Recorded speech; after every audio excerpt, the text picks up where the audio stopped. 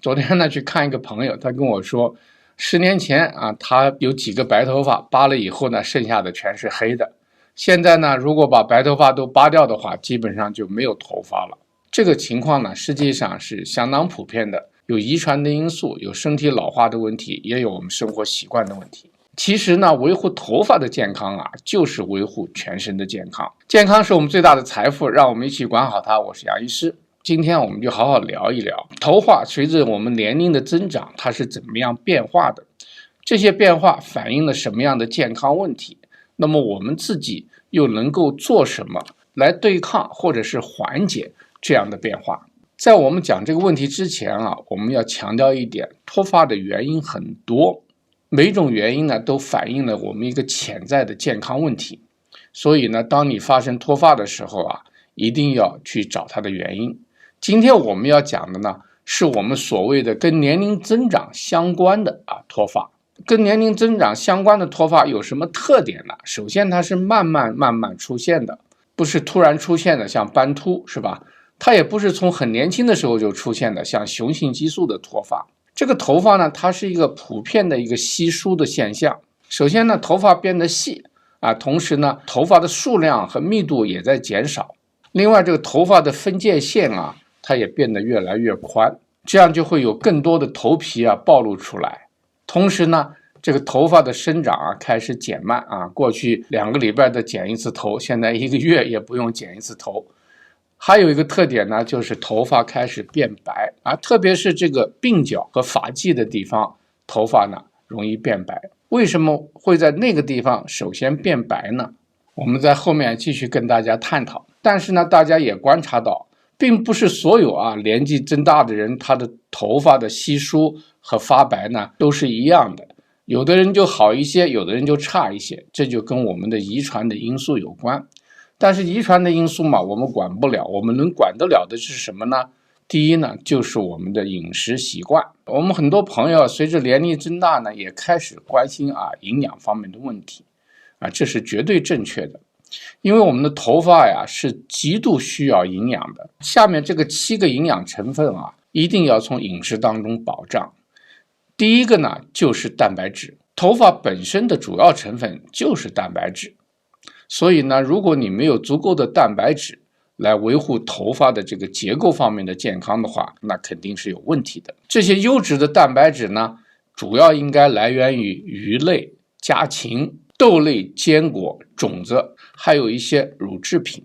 这里呢，我们没有提到太多的红肉但是呢，很多草饲的有机的红肉对头发也是很有益的。为什么呢？这就牵扯到第2个问题，就是铁。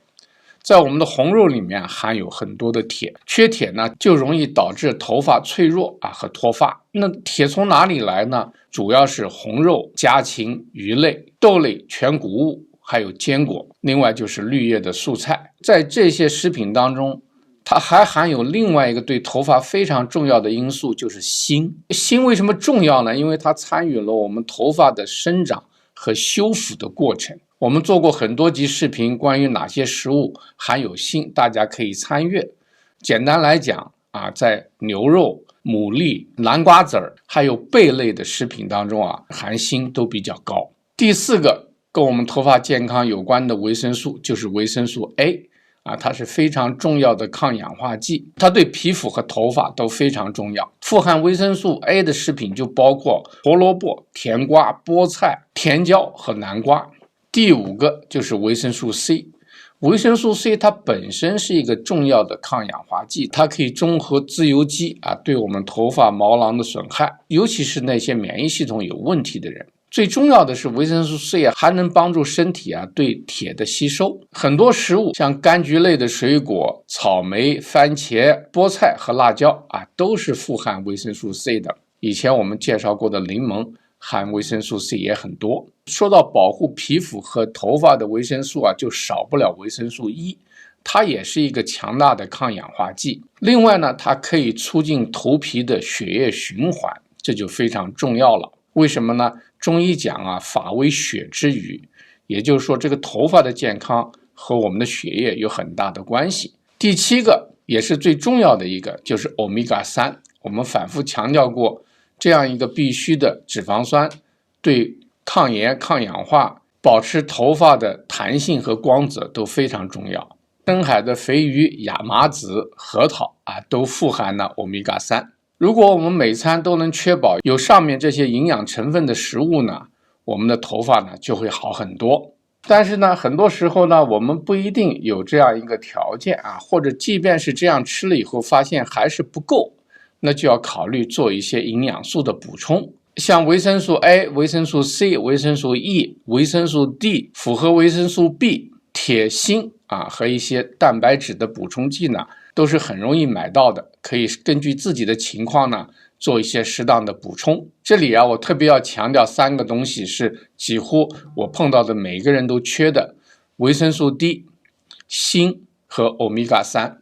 那么除了饮食上的调节，最重要的就是对压力的管理。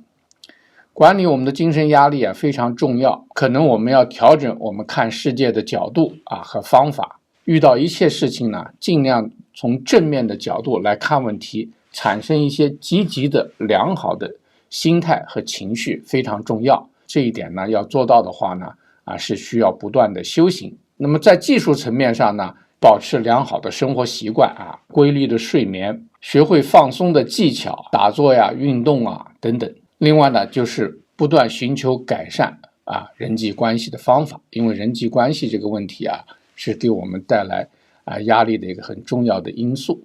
那很多朋友说中医在抗衰老防止头发的稀疏方面有什么样的方法呢？其实方法非常多中医讲肾藏精精生血，发呢是为血之余，所以一个头发的好坏它反映的一个人肾气和肾精的状况。我们讲过肾气和肾精基本上就决定了我们生长发育传宗接代，最后衰老的整个生命过程。所谓的抗衰老，在中医看来就是一个维护肾气肾精的一个过程。中医讲发为血之余，说明这个血液的健康对头发非常重要。从中医角度看，几乎所有的器官都参与了血的形成和循环比如说肺朝百脉，我们血液中的氧都要从肺里来。那么心主血脉，那么我们这个心血管的循环和血管的健康都是要依赖于心脏的健康。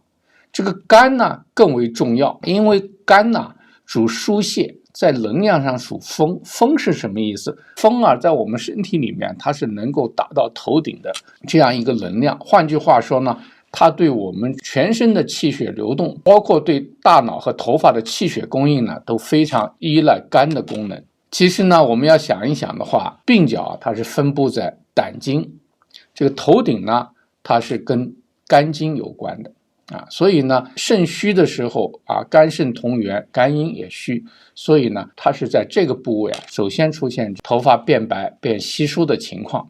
从现代医学来讲，主要是血液循环在这些部位呢更差一些其实呢，道理都是一样的。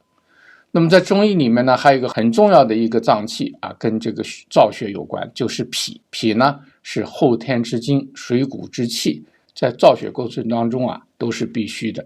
所以说白了，这个头发的健康实际上就是全身的健康。中医讲的这些内脏虽然用的都是心肝脾肺肾的概念，但是它讲的是一个庞大的以这些器官为中心的一个能量体系。这个呢也解释了我为什么精神压力和情感因素呢对我们的健康、对我们的头发影响这么大。因为对我们身体的能量系统包括这些能量中心，也就是我们说的内脏，破坏力最大的就是负面的情绪。所谓的怒伤肝恐伤肾、忧伤脾、喜伤心，还有这个悲伤肺。